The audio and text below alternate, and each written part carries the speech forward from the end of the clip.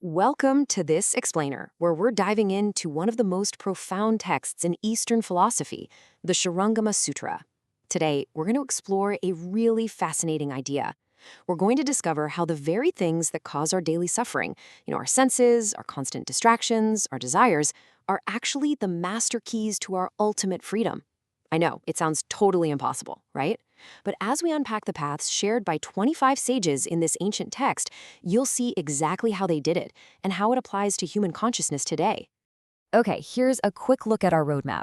We'll start with how samsara and liberation share roots, walk through the metaphor of the six knots, look at awakening via the senses and the physical elements, explore a profound method of mindfulness, and finally talk about untying our inner knots. Section 1. Samsara and liberation share roots. The great paradox of the six senses. So picture this. A disciple named Ananda is desperate. He asks how to break free from the cycle of suffering, and the Buddhas of the 10 directions give him this unified, absolutely resounding answer. They tell Ananda that your eyes, ears, nose, tongue, body, and mind, these 6 sense organs, are the literal root of your ignorance. But in the exact same breath, they reveal a massive paradox. Those exact same 6 organs are the root of your supreme awakening. They are both your prison and your key, right out of it. Now, what's really crucial to understand here is that the origin of our entanglement and our enlightenment are identical. When our senses chase after external things, when we just obsess over what we see, hear, or taste, we create delusion. The text describes it like having an eye disease that makes you see illusions floating in the sky. But the path to liberation, or what's called perfect penetration, well, it isn't about destroying your senses, not at all. It's about turning those exact same senses inward toward their pure source. So really, it's just a matter of which direction you're looking. Section 2. Metaphor of the 6 knots. Untangling the cloth of consciousness. To help Ananda truly wrap his head around this abstract idea, the Buddha uses this beautifully tangible physical demonstration. He picks up a precious floral cloth. Step 1, the cloth is just one unified piece, which represents our pure, undivided consciousness. Step 2, the Buddha ties 6 distinct knots into the cloth, one by one. These 6 knots represent our 6 sense organs. They create artificial divisions in what was originally completely whole.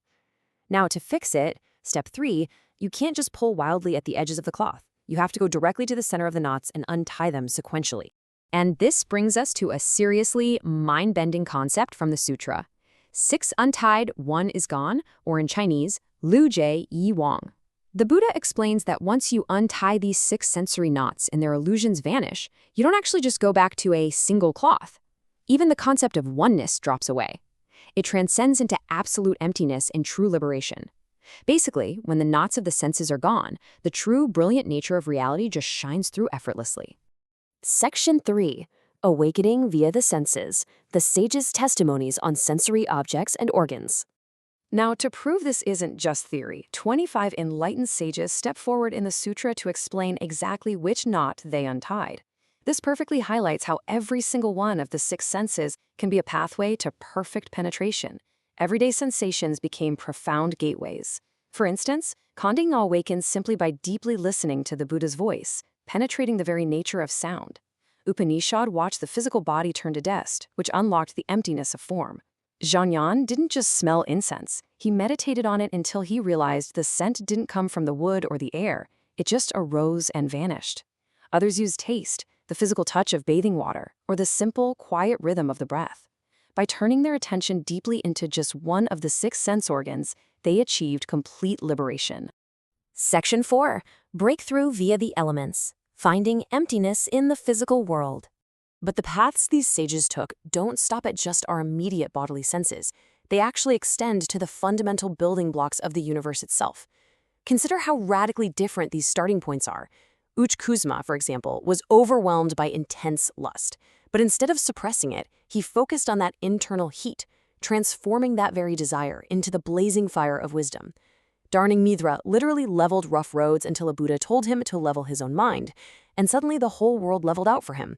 From merging internal water with the oceans, to Maitreya realizing the entire universe is mind only, these testimonies deeply reinforce that absolutely any element can be your master key to awakening. Section 5. Mahasattama Prapta's mindfulness. The power of remembering the Buddha. Out of all 25 paths, the method shared by Mahastama Prapta Bodhisattva really stands out. He describes our cosmic situation using the most powerful, emotional, earthly connection we have, a mother yearning for her wandering child. The Buddhas are constantly waiting, constantly remembering us, just pouring out compassion. But if we, the wandering children, keep running away, constantly distracted by all the shiny objects of our six senses, well, that connection is broken. We have to remember them back. So how exactly do we do that? Mahasama Prapta's method is Do Set Lyokan, to gather all six senses together. Don't let your eyes wander over here and your ears wander over there. Gather them all in and focus them completely on mindfulness of the Buddha, maintaining a continuous, pure thought. By doing this, the mother and child are reunited. The text beautifully calls this result fragrance and light. Just like someone working around incense naturally absorbs that perfume right into their clothes. By focusing your gathered senses on enlightenment, your mind naturally becomes illuminated. You bypass the knots altogether. Section 6. Untying your inner knots. Your path to complete penetration. We've seen the roadmap. Now, how does this incredible ancient wisdom apply directly to the knots in your own life today?